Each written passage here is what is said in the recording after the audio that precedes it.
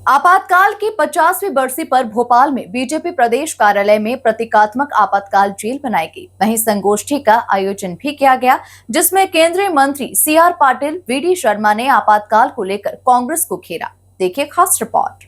25 जून 1975 वो तारीख जो हर भारतीय के दिल में शायद एक काली याद के जैसी है। इसी दिन तत्कालीन प्रधानमंत्री इंदिरा गांधी ने देश में आपातकाल लगाया था। आज यानी कि 25 जून 2025 को इस काले काम के 50 वर्ष पूरे हो चुके हैं। एक तरफ जहां कांग्रेस आज के दिन उपवास रख गुजार रही है, वहीं दूसरी तरफ भाजपा आज के दिन को संविधान हत्या दिवस के रूप में मना रही है। यही कारण है कि आज भारतीय जनता पार्टी के मध्य प्रदेश कार्यालय में एक प्रतीकात्मक जेल बनाई गई।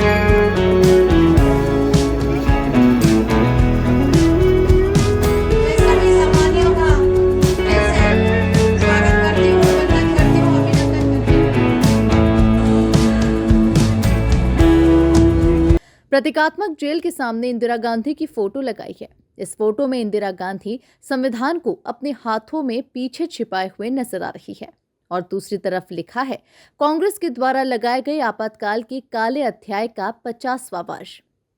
इस मौके पर भाजपा के प्रदेश कार्यालय में आपातकाल दिवस के मौके पर संगोष्ठी आयोजित की गई। केंद्रीय मंत्री सीआर पाटिल, बीजेपी प्रदेश अध्यक्ष वीडी शर्मा और मध्य प्रदेश के लोकतंत्र सेनानी संघ के प्रदेश अध्यक्ष तपन भौमिक मौजूद रहे। केंद्रीय मंत्री सीआर पाटिल ने आपातकाल को लेकर कांग्रेस पर जुबानी हमला बोला। 25 जून 1975 को रात को 12 बजे हमारे देश में इमरजेंसी ला दी गई थी। ये कोई देश के ऊपर कोई खतरा नहीं मंडरा रहा था। देश में कोई युद्ध किसी देश ने युद्ध को नहीं किया था। आंतरिक बिल्कुल शांति थी, मगर एक व्यक्ति की सत्ता चली गई थी। हाईकोर्ट ने इंदिरा गांधी के इलेक्शन, उसमें धांधली हुई, उसमें पैसे का व्यय हुआ, सरकारी मशीनरी का उपयोग हुआ। ये जो मान्य श्री राजनारायण जी ने उनके ऊपर चैलेंज की थी, वो केस में उनको दोषित पाया गया और इसीलिए उनको 6 साल तक इलेक्शन लड़ने से भी उन्होंने प्रतिबंध लगा दिया। ऐसे हाईकोर्ट के जस्टिस श्री गुप्ता जी को इस निर्णय के कारण इंदिरा गांधी ने अपनी सत्ता बनाने के लिए उन्होंने इमरजेंसी यहाँ पर कर दी। पूरी दुनिया में सबसे बड़ी लोकशाही है हमारी।